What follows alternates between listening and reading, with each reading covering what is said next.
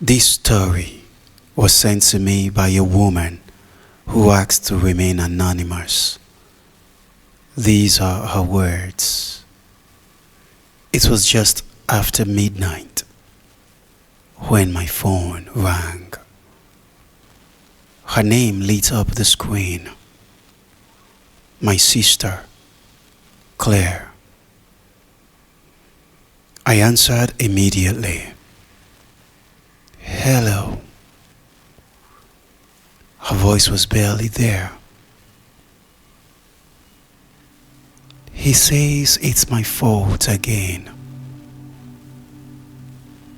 I sat up in bed, my heart already racing. What happened? Everything, she whispered. I burned dinner. I forgot his dry cleaning. I didn't answer fast enough when he called.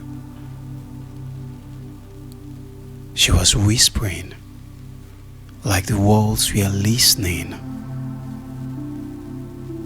Where is he? I asked. Downstairs, she said, watching TV.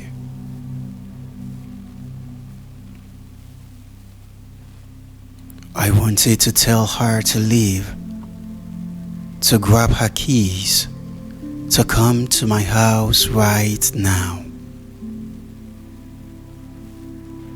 But instead, she said, I just needed to hear your voice, to remember what normal sounds like. Then she hung up. I lay there in the dark, my phone still warm in my hand, already knowing I wouldn't sleep, because this wasn't the first call. It never started with yelling. It started with apologies, with her trying harder, being quieter, being better. And every time I thought, next time I'll say the right thing. Next time I'll save her. But you can't save someone who doesn't believe they are drowning.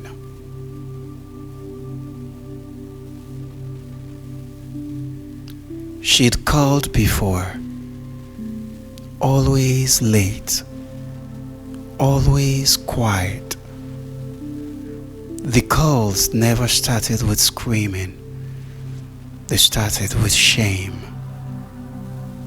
He says I overreact. She would tell me that I make things harder than they need to be. And somehow, by the end of the call, she was apologizing for his anger. That's how it worked. Something went wrong, and somehow it became her fault. Dinner, tone, timing, silence. Maybe I push him too much, she said once. Maybe I should be more patient. She always said maybe when she was hurting. I wanted to argue, to interrupt, to say his stress wasn't an excuse, but I'd learned something painful. Logic doesn't work when someone is surviving. She stopped saying what she wanted. She stopped laughing mid-sentence, stopped finishing stories. She learned how to scan rooms, how to predict moods, how to disappear without leaving. She stopped coming to family dinners, stopped answering texts right away, stopped making plans she couldn't keep. When I asked her why, she said, "We are just busy." But busy doesn't whisper. Busy doesn't apologize for calling. Busy doesn't sound afraid. One night, she said something different. Not angry, not sad, just tired. "I don't feel anything for him anymore," she said. "And that scares me more than the yelling ever did."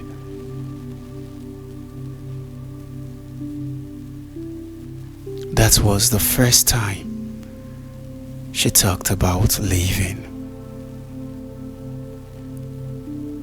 Not angrily, not dramatically, like she was testing the word in her mouth.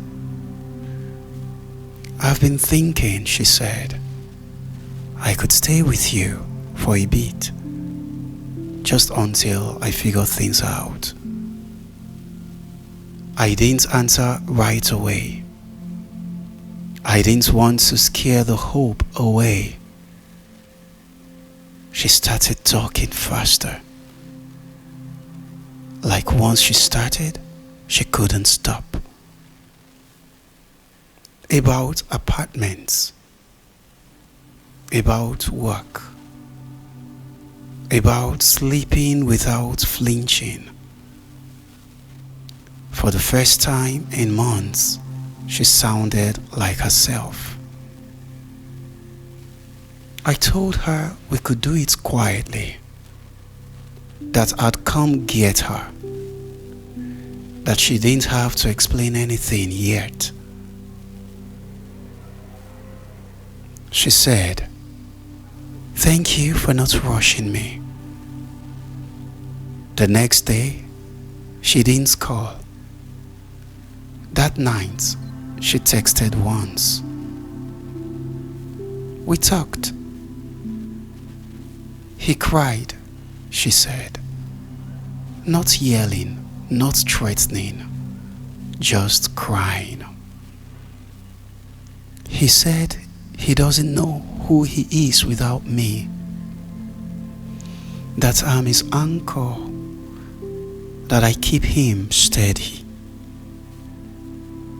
She said it's like a compliment, like responsibility sounded noble.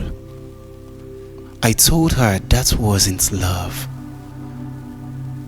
that it wasn't her job to keep him alive. She went quiet. "What if I'm wrong?" she asked. "What if I leave and realize I gave up too soon? What if I'm the problem?" Fear doesn't shout, it negotiates. By morning, the bags were unpacked.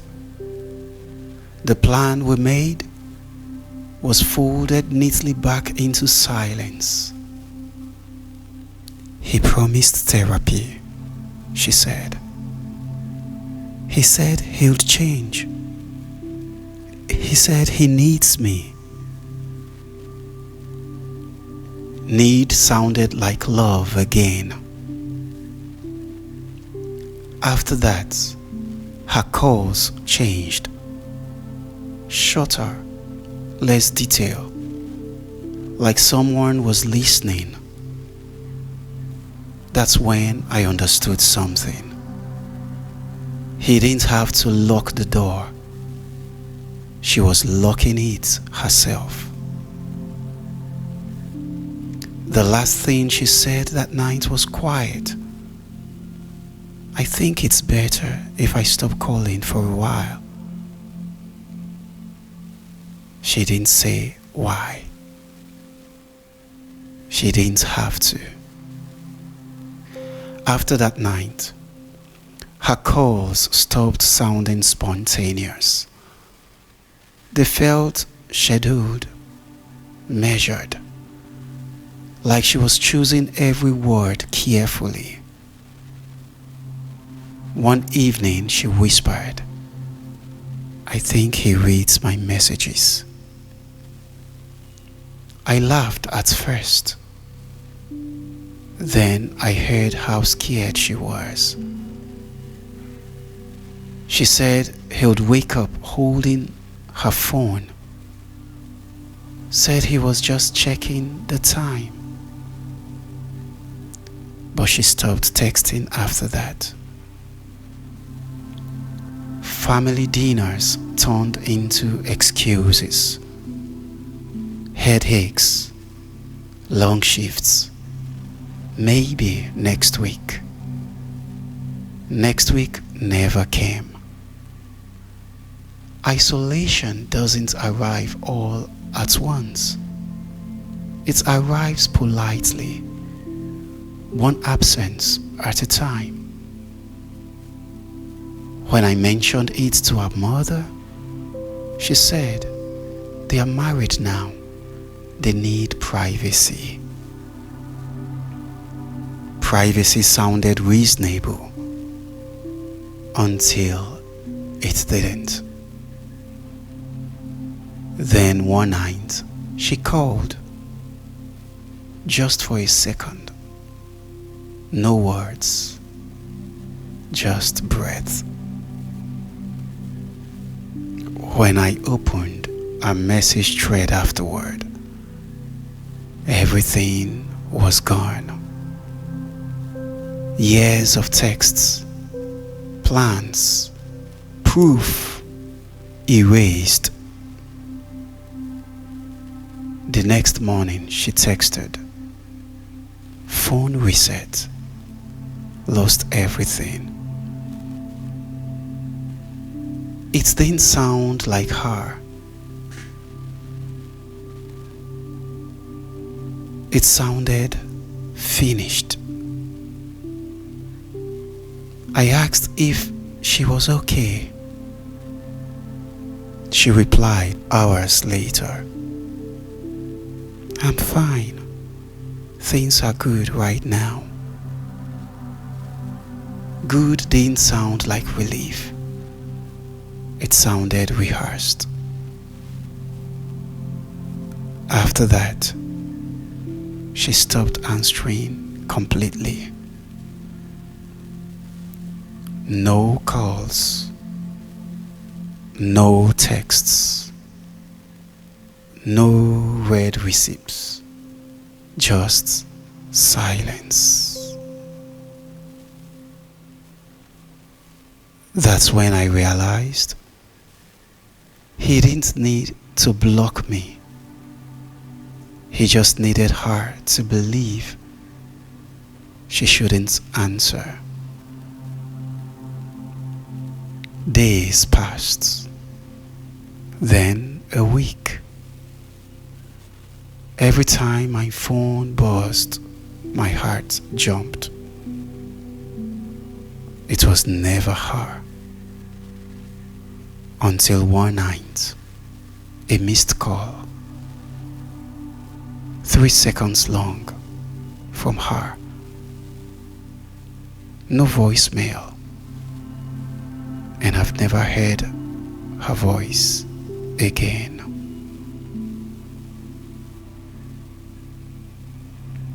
After that missed call, nothing came. No explanation, no follow-up, no apology for disappearing, just nothing. I called her again, straight to voicemail.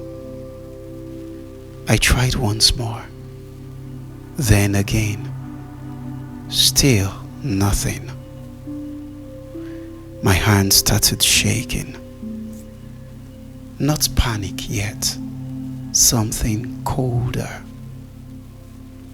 The feeling you get when your instincts stop asking questions and start answering them. I drove to our house the next afternoon. His car was gone. Hers was still there. I knocked, waited, knocked again. Nothing. The curtains were closed. Every window dark. It was 2 in the afternoon. I called her phone while standing on the porch. I could hear it ringing inside. Muffled. Somewhere in the house. I knocked harder. Called her name. Nothing answered. The phone stopped ringing. A neighbor stepped outside, asked if everything was okay. I told her I was looking for my sister. She said, "Oh, the quiet one?" I asked when she'd last seen her. She paused. Not for a while. I asked about him. "Oh, he's around," she said. Comes and goes, but not her. I left my number with the neighbor. Drove home with the radio off. Every terrible possibility playing at once. That night, I barely slept. I kept thinking, if she was inside that house, why didn't she answer?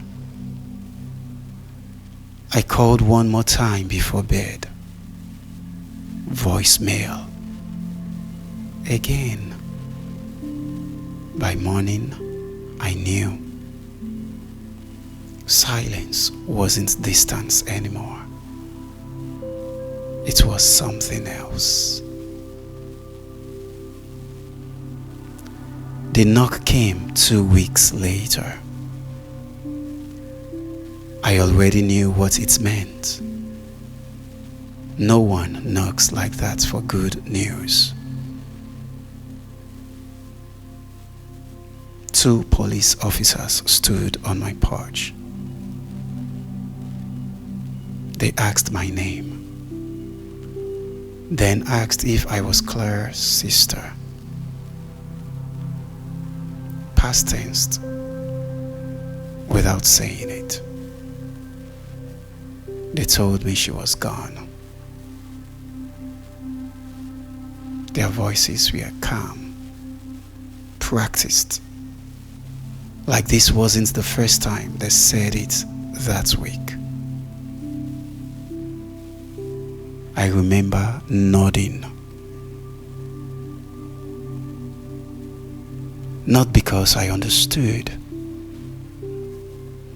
but because my body didn't know what else to do. They said domestic incident. They said unresponsive. They said pronounced at the scene.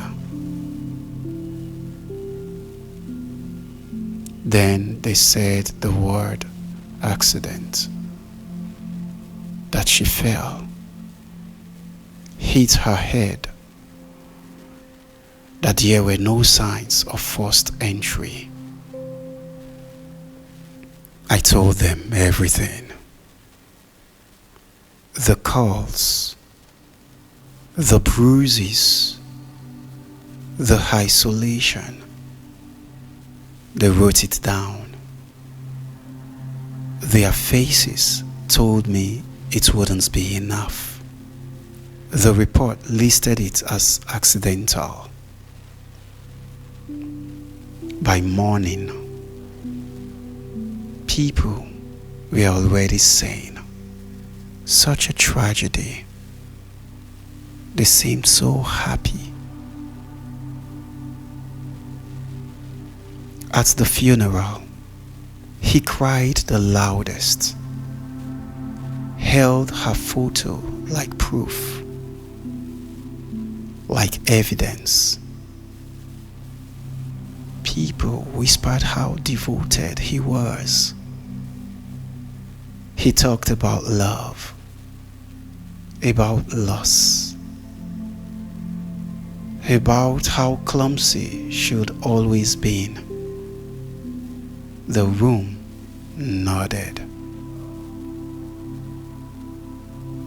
When it was over, he leaned in close. "You can't prove anything," he said softly. "The police agree." The case closed. No charges, no questions, just a death certificate that told the wrong story. People asked why she didn't leave, why no one stopped it. They didn't understand. Leaving isn't a door. It's a maze built out of fear. He didn't just take her life that night. He took it piece by piece long before. And now he gets to walk free. So I tell her story. Because silence protected him. And telling the truth is the only justice left. This story was shared with me by a woman who asked to remain anonymous. These were her words. If you recognized yourself in any part of it, please know this. What you're experiencing has a name, and it is not your fault. Leaving doesn't mean you are weak. Staying doesn't mean you are stupid. It means you are human, navigating fear, love, and survival at the same time. If you are in danger, please reach out to someone you trust or to local support services in your area. And if you have a story you've never said out loud, a truth you're still carrying, you can share it with me. This channel exists to give those stories a voice. Sometimes justice doesn't arrive quickly. Sometimes it doesn't arrive loudly.